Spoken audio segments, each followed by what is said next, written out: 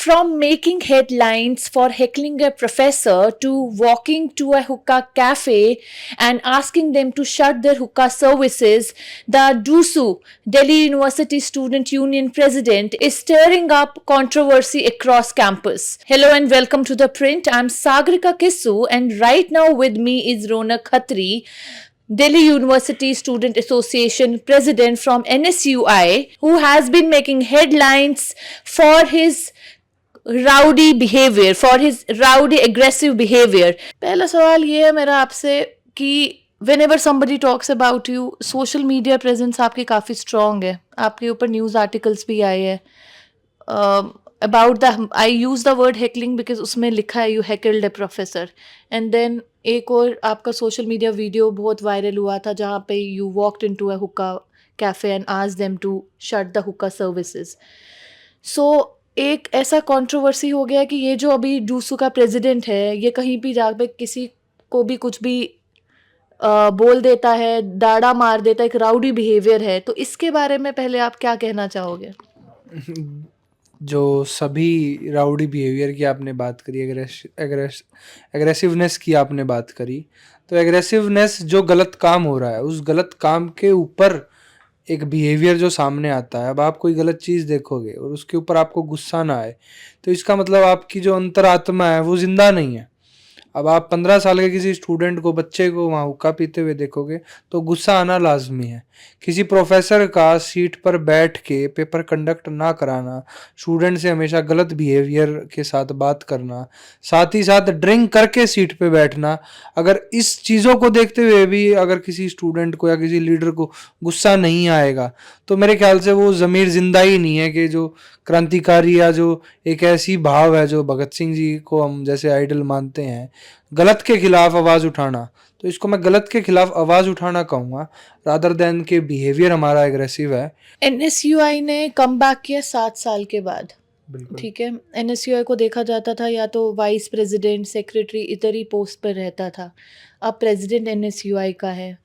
तो थोड़ा इसके बारे में बताइए कि ये जो कमबैक हुआ है और उसके बाद एज अ NSUI प्रेसिडेंट आपकी सबसे पहले 3-4 क्या गोल्स है जो आप दिल्ली यूनिवर्सिटी में चेंज करना चाहते हैं? सबसे पहला गोल है पानी के मुद्दे का.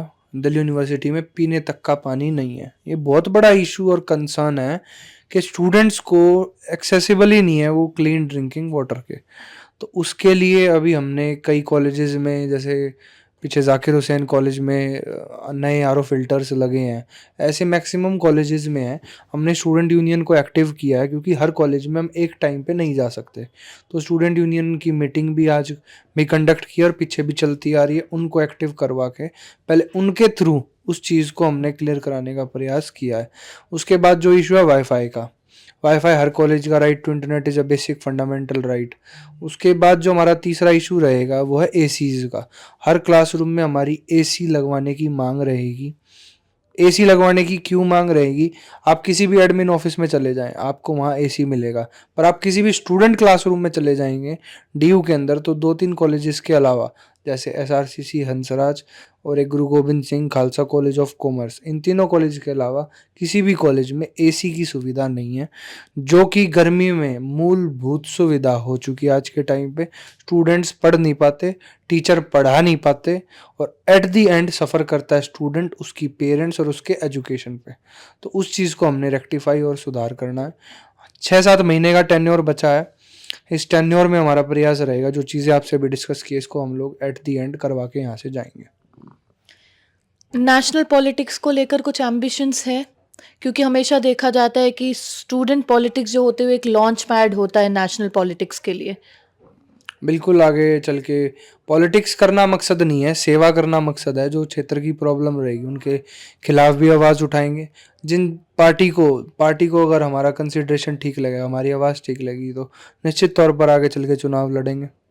With the National Student Union of India, NSUI, returning to power in the university after 7 years, the new president has quickly become a face of controversy.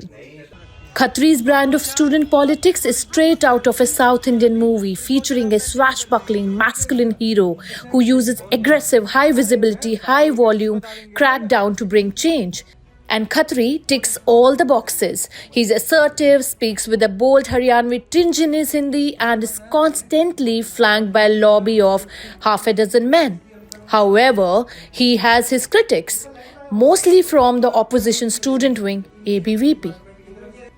मेरे साथ है अभी एक दिल्ली यूनिवर्सिटी के स्टूडेंट जो कि ABVP के साथ भी जुड़े हैं, तो आप अपना नाम बताइएगा और उसके बाद ये बताइए कि अभी जो नए प्रेसिडेंट है रौनक खत्री, उनके बारे में आपको क्या कहना है। मेरा नाम अनूप है और नए प्रेसिडेंट का जो मुद्दा था साफ़ पानी, वो अभी भी CLC में उसकी समस्या बनी हुई है। अभी भी हमको साफ़ पानी नहीं मिलता है, वाटर कूलर सही से काम नहीं करता है, आप जाके खुद भी चेक कर सकती हैं। और उनका मेन मुद्दा ही जो था ना वो पानी के खिलाफ था, मटका मैन नाम से वो फेमस थे। लेकिन वैसा हमको अभी भी कुछ भी सुधार नहीं दिख रहा है, क्योंकि हमको तो पहले नहीं पता कैसे कंडीशन थी, लेकिन आने के बाद अभी भी हमको साफ़ पानी नहीं मिलता है। कभी कभी हम टाइम हुआ आपको इधर आए हुए? अगस्त 12 से क्लास चल रही है, अभी भी हम लोग को कभी कभी बाहर से पानी खरीद के पीना पड़ता है। आप पानी पियेंगे भी कुछ वाटर कूलर का तो उसमें क्लोरीन आता रहता है, किसी में तो कुछ पता भी नहीं चलता, पानी बहुत धीरे धीरे आता है, कभी पानी आएगा ही नहीं। वॉशरूम साफ़ अभी भी नहीं रहते हैं। बेसिक नीड तो हमारे लिए यही है CLC में। और AC का जो मुद्दा था, AC तो हमको कहीं दिखा भी नहीं। वैसे अभी ज़रूरत तो नहीं थी, लेकिन क्लासेस में दिखते भी नहीं हैं। बिल्डिंग खस्ता हालत में है ही। नए प्रेसिडेंट से मैं रिक्वेस्ट करूंगा कि वो कार्यनीति पे ज़्यादा ध्यान दे सोशल मीडिया की बजाय।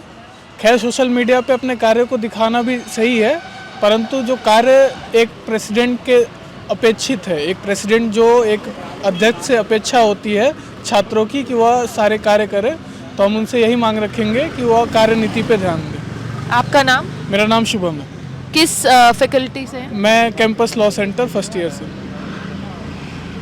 A third year law student, Khatri is a Gen Z president who knows the power of Reels. His Instagram account, boasting 1.3 lakh followers, is maintained by his friend who runs a political consultancy. The account keeps students updated on his daily activities, from campus visits and checking food facilities in canteens to free book campaigns and cleanliness initiatives. Each reel has a gritty Bollywood song playing in the backdrop. अब अपने बारे में कुछ बताइए। Law student है आप, क्यों लगा कि स्टूडेंट पॉलिटिक्स में जंप करना चाहिए? 2024 से पहले आप ऑफिशियली NSUI से जुड़े भी नहीं थे। 2024 में आप NSUI से जुड़े और उसके बाद सीधा आपने इलेक्शन में एकदम से जंप मारा। तो NSUI से एकदम से जुड़ना, फिर इलेक्शन में जंप मारना एक स्ट्रैटेजिक मूव थी, क्या था, थोड़ा बताइए। कोई स्ट्रैटेजिक मूव नहीं थी। NSUI से हमारे विचार मिले। NSUI से विचार इसलिए मिले क्योंकि फ्रीडम टू डू एनीथिंग है। आज भी अगर हम कोई काम करते हैं तो अदर पार्टीज़ की तरह यहाँ परमिशन की कोई ज़रूरत नहीं है कि आप कहीं सीनियर से परमिशन लो तब किसी चीज़ को आप एग्जीक्यूट करो। तो वो फ्रीडम हमें पसंद है, उस फ्रीडम के साथ ही हम जुड़े। इसलिए NSUI का दामन थाम के हम लोग चुनाव लड़े और जीत के आए। और हाँ, कहीं ना कहीं आप अदर पार्टीज़ की बात करोगे तो वहाँ स्टूडेंट्स के ऊपर रिस्ट्रिक्शंस हैं। जो स्टूडेंट लीडर्स हैं उनके ऊपर रिस्ट्रिक्शंस है कि आप जो काम करोगे, वो जो हम बताएंगे आप वो करोगे। They are merely puppets. मैं आपको हकीकत बता रहा हूँ, वो प्रैक्टिकली वो काम कर भी नहीं सकते जो वो चाह रहे हैं अपने मन के अंदर। अगर उनका संगठन उनको कहेगा कि ये काम करना है तो वो करेंगे, संगठन मना कर देगा तो नहीं करेंगे। क्या संगठन को वोट दिया था? कैंडिडेट को ही तो वोट दिया होगा स्टूडेंट्स ने, तो उनका अपना डेमोक्रेटिक राइट है कि वो कुछ भी चीज़ कर सके। तो उसमें संगठन एक बार नहीं होना चाहिए, ऐसा मेरा मानना है। स्टूडेंट पॉलिटिक्स को आप किस तरीके से देखते हैं? You're a 20-year-old young man, young blood I would rather से। तो स्टूडेंट पॉलिटिक्स, क्योंकि स्टूडेंट पॉलिटिक्स बहुत कंट्रोवर्शियल भी रही है। अगर हमने पिछले 10 सालों में देखा तो 10 साल क्या, हम अगर पहले से भी देखते हैं, इमरजेंसी के समय से बहुत स्टूडेंट लीडर्स भी उस समय वर पुट बिहाइंड बार्स। उसके बाद 2014 के बाद भी JNU की जैसे स्टूडेंट पॉलिटिक्स एकदम से कंट्रोवर्सी में रही। उसके बाद दिल्ली यूनिवर्सिटी में हमेशा ABVP का फुट होल्ड माना गया। ऐसे ऐसे आरोप भी लगे कि अगर आपको दिल्ली यूनिवर्सिटी में कुछ करना है तो ABVP के ही थ्रू कर पाओगे। या तो स्टूडेंट पॉलिटिक्स और अभी भी ABVP का फुट होल्ड के बारे में, इसके बारे में आप कैसे क्या कहोगे? क्या स्टूडेंट पॉलिटिक्स को इन कंट्रोवर्सीज का हिस्सा होना चाहिए, उसको उससे हटकर रहना चाहिए? स्टूडेंट पॉलिटिक्स को मेजर कंसर्न रहना चाहिए स्टूडेंट्स के प्रॉब्लम के सॉल्यूशन के लिए, रादर देन पार्टी पॉलिटिक्स में। अगर पार्टी पॉलिटिक्स में पढ़ेंगे, अब मैं आपको प्रैक्टिकल चीज़ बताता हूँ। पूरी एबीवीपी इस टाइम पे ये सोच रही है कैसे हम प्रेसिडेंट की इमेज को डाउन करें, टार्निश करें, पर वो नहीं कर पाएंगे, क्योंकि अगर मैं उनके पीछे उनके सवालों के जवाब देने लग जाऊं तो मेरा तो स्टूडेंट का जो मुद्दा है, इश्यूज है, मेरा उनसे ध्यान हट जाएगा, फिर मैं उन्हीं कंट्रोवर्सीज में लगा रहूंगा। उन्होंने मुझे कुछ बोला, मैं उनको कुछ बोलूंगा, फिर आगे वो मुझे कुछ बोलेंगे, उस चीज में एट दी एंड पिस्ता डीयू का स्टूडेंट है, तो वो मेरा मकसद नहीं है। हाँ, टाइम आने पे सबको हर चीज का जवाब मिलता है, और अभी भी मिला है चुनाव के रिजल्ट के बाद, और आगे भी मिलेगा। जो इनमें रह गए वो यहीं आज स्थित हैं, रुक चुके हैं, ना उनकी कोई ग्रोथ है, जो आपस की कंट्रोवर्सीज में बचे। पर हाँ, जिन्होंने स्टूडेंट सेंट्रिक मुद्दों पे काम करा और आगे भी करेंगे, वही स्टूडेंट की असली मोटो होना चाहिए मेरे हिसाब से, और उन्हीं पे ही उनको काम करना चाहिए रादर देन पार्टी पॉलिटिक्स। आपके कैंपेन में हमने एक और चीज़ देखी, और कैंपेन के बाद भी since you too became the president, कि आपने टेक्नोलॉजी का बहुत अच्छे से यूज़ किया है। अभी भी अगर आपका हम देखें तो सोशल मीडिया पे आपका प्रेजेंस काफ़ी स्ट्रॉन्ग है, तो इसके बारे में बताएंगे कि आपके पास एक सोशल मीडिया टीम है, how are you, who is managing your social media, और टेक्नोलॉजी क्यों चूज़ किया आपने? सोशल मीडिया की कोई टीम नहीं है, अपने ही जो हमारे डीयू के स्टूडेंट्स हैं उनमें एक दो भाई हैं जो मैनेज करते हैं सोशल मीडिया को। और सोशल मीडिया का यूज़ होना अपने आप में एक टेक्नोलॉजी का यूज़ है। अब टेक्नोलॉजी को आप सही चीज़ में भी यूज़ कर सकते हो, आप गलत चीज़ में भी यूज़ कर सकते हो।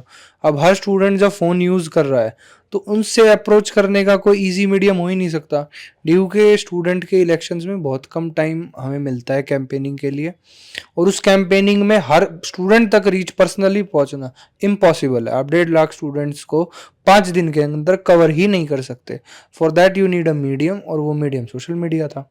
क्या लग रहा है, क्या था आपके कैंपेन में ऐसा डिफरेंट जिससे स्टूडेंट्स ने आपको वोट दिया? कैंपेन में ऐसा मुद्दे डिफरेंट थे हर साल की तरह। पानी का मुद्दा मुद्दा ही नहीं लगता था लोगों को। बहुत बड़ी बात है ये कि पीने को पानी नहीं मिल रहा, और मुझे ये तक कहा गया था ये पानी की पॉलिटिक्स कर रहा है। ये पॉलिटिक्स नहीं है, ये बेसिक नीड है।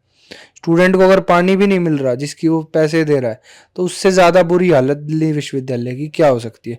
7 साल के अंदर जो आज हमें मौका मिला है, 7 साल के अंदर दिल्ली विश्वविद्यालय का बेड़ा गर्क करके रखा हुआ है। आखिरी 2 सवाल मेरे आपसे, कि एक स्टूडेंट पॉलिटिक्स में अगर किसी पॉलिटिकल पार्टी के स्टूडेंट विंग का एक कमबैक होता है, वो बोलते हैं कि उसके एक नेशनली भी रिफ्लेक्ट करता है, तो क्या लग रहा है इस कमबैक से, क्योंकि कांग्रेस की हालत देखी जाए तो अभी पूरे हिंदुस्तान में थोड़ी अच्छी हालत तो नहीं है कांग्रेस की, बट डीयू में एनएसयूआई का वापस आना जब आया था तो एक रे ऑफ होप देखा जा रहा था कि स्टूडेंट पॉलिटिक्स में कुछ करके थोड़ा स्ट्रॉन्ग फुटहोल्ड कहीं बन रहा है, तो उस पर क्या कहेंगे आप?